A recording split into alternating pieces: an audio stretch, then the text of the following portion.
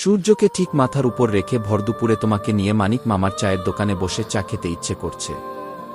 গরম হোক, তাতেও কোল্ড ড্রিঙ্কস চাই না, 1 কাপ চা খেতে চাই।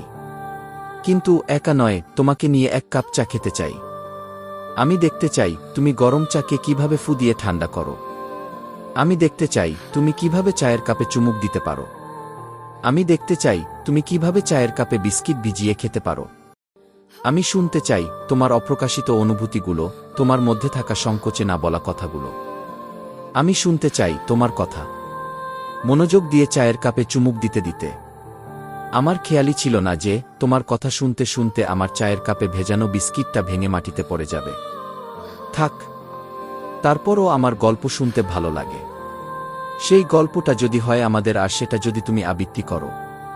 তুমি কি পারবে আমার সাথে চায়ের কাপে চুমুক দিতে দিতে গল্পটা চালিয়ে যেতে?